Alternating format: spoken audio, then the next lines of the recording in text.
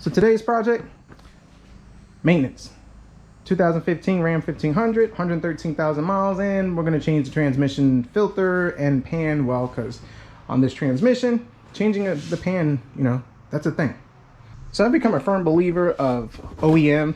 Yeah, you pay more for it, but it kind of gives you peace of mind that, you know, it's going to work, it's going to fit, less headache, you know, and especially with like transmissions, you know, something expensive and not as easy to replace as that. I don't want to gamble with nothing cheap.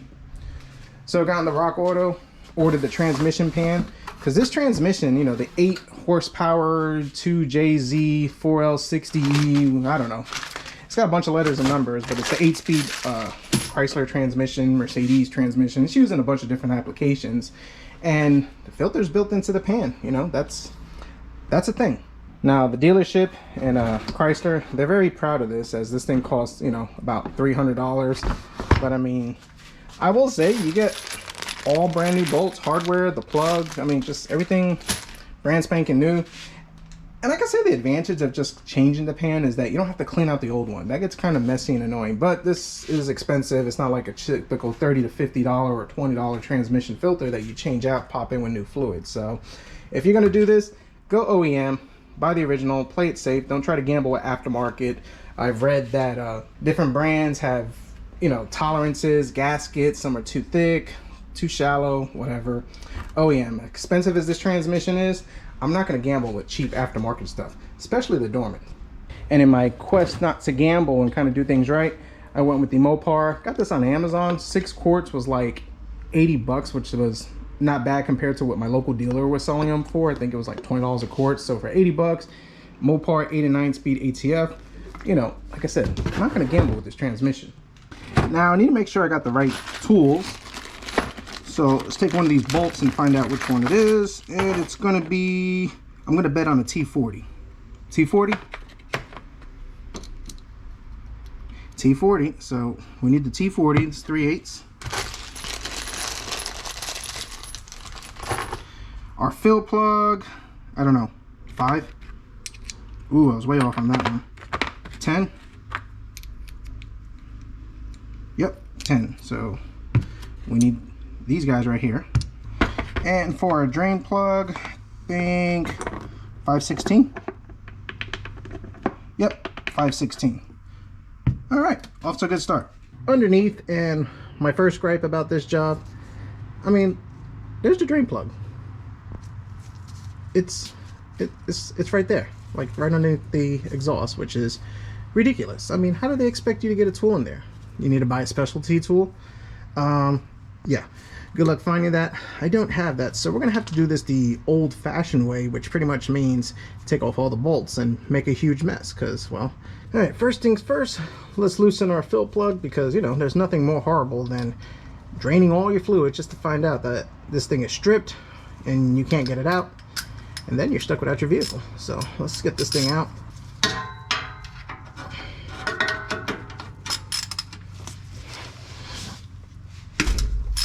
That's good.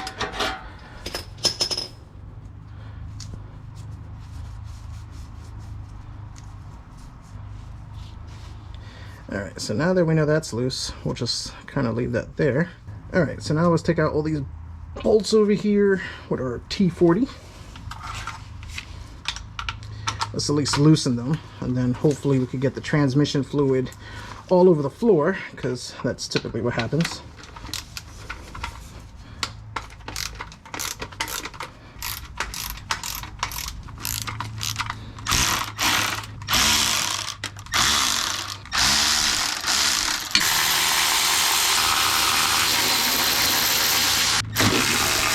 Whoa, it's leaking. That was not supposed to do that.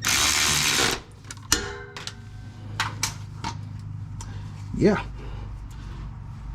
made a big mess, to be expected. That's great. That's great. So, you know, let's try that again. This time we have a catch bucket, and let's see if this, you know, wants to leak out.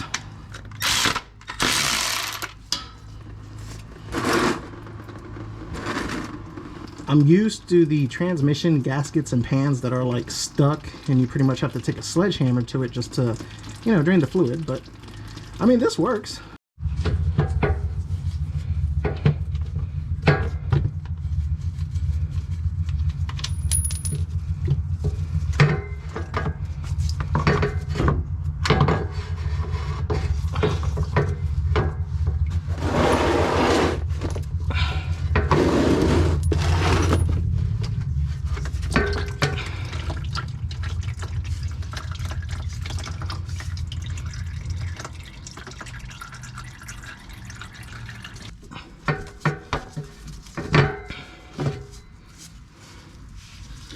Well, great. Guess we gotta jack up the transmission a little bit. All right, 315s. See if we could knock it loose with this.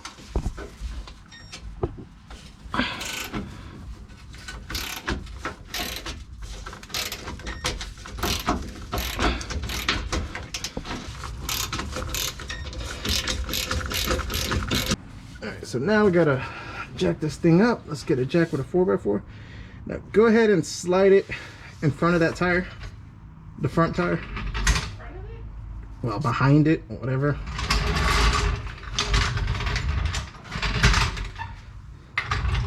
Yeah, slide it towards me.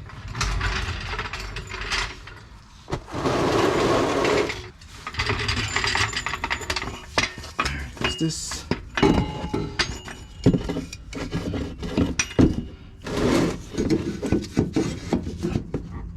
Keep going, keep going. Yeah, you're good.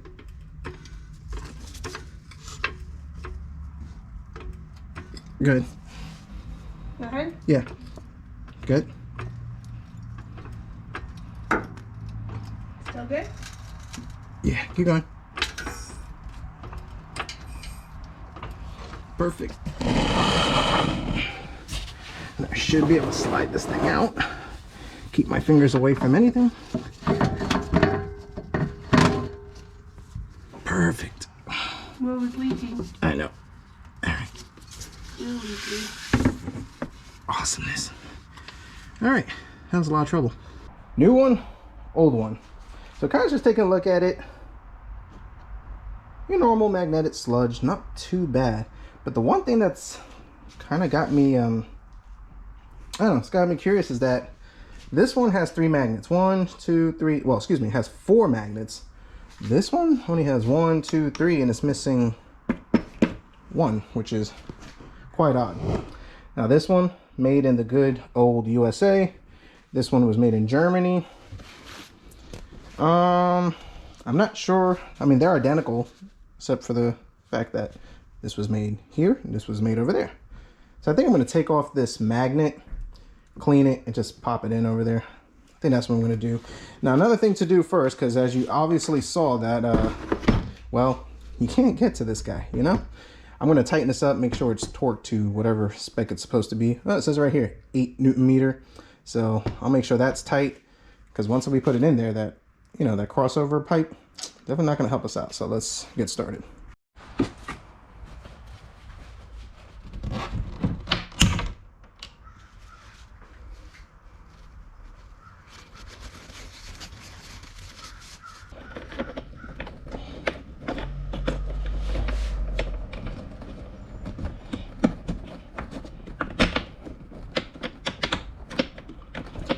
Nothing broke, so that's good. Now for this, let's take a little bit of this old oil and just lube this up. That way it slides into the transmission with no issue. Now because there's no adhesive here, it's just a rubber gasket, all I gotta do is just wipe the surface, which makes this a lot easier. Slide this in.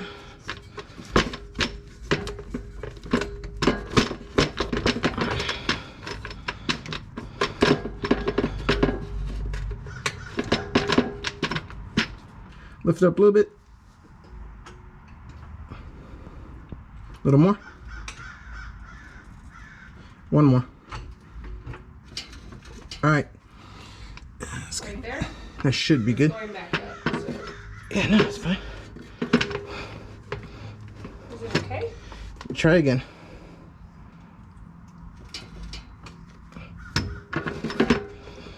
Is that better? There we go.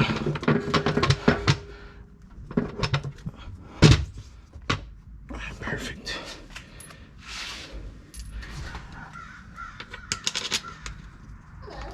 Hello. Stay inside, okay? Okay. Close the door so you don't have to fight it. Son of a biscuit.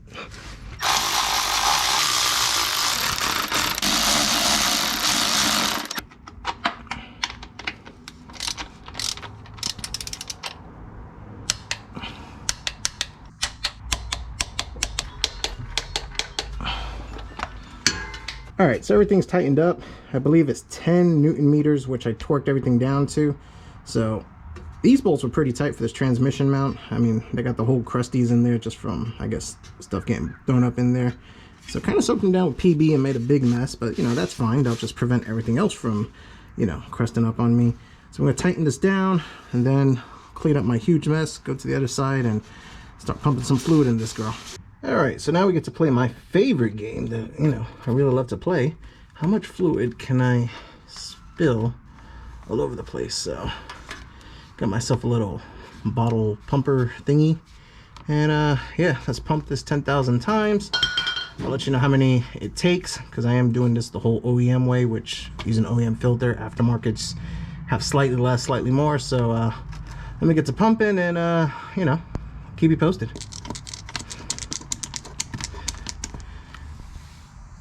Off to a good start already.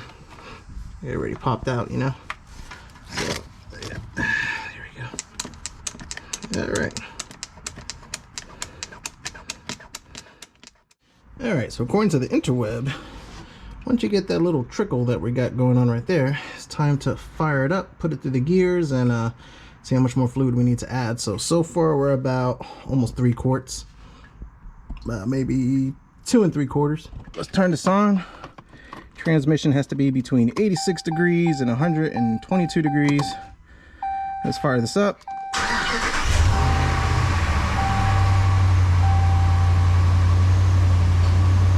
So we're at 80. Once we get to 86, we should be good to start checking it. And here comes the fun part. How many times can I twist my back and burn myself on the exhaust? So let's get this up to temp.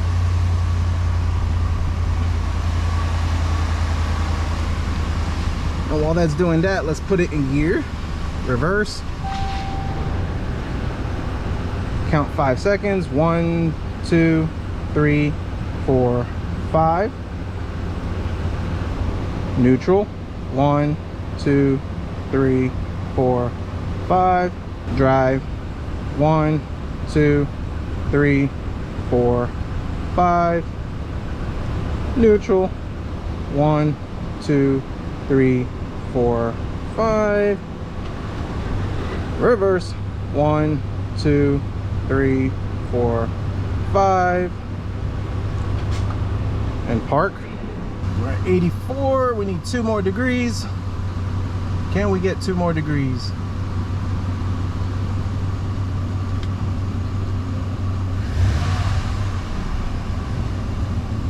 That did it. All right.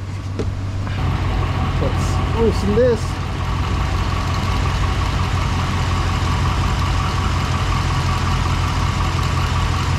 It's hot. It's toasty. All right, so now we need to add. So to make it easy, I went ahead and just set up a fresh bottle. Let's get this. Ouch, ouch. Come on. There we go.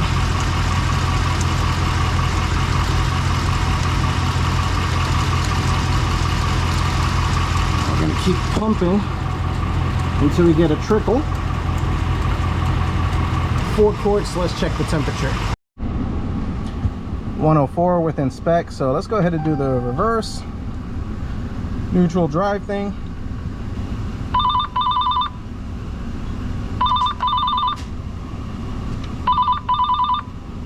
Hello?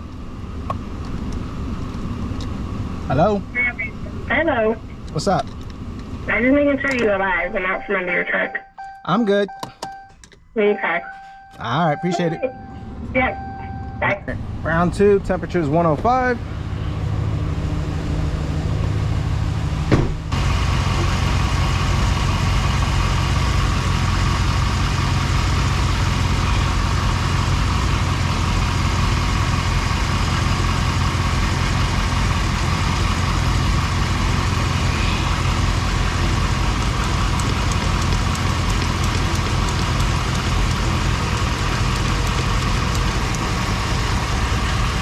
Yep.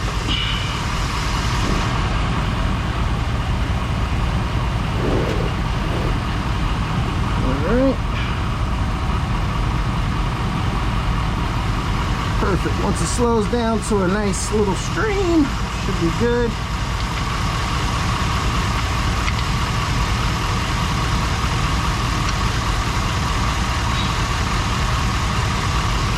And we're done. All right, well, we're good to go. I'll take it for a road test, and I'll check it one more time, make sure, let it cool down for a little bit, make sure it's below that 122 degree mark, and then check the plug and see if anything, if I still need to add more. But for the most part, I'm fairly confident and comfortable with what I got. It took about a little more than 4.5 quarts.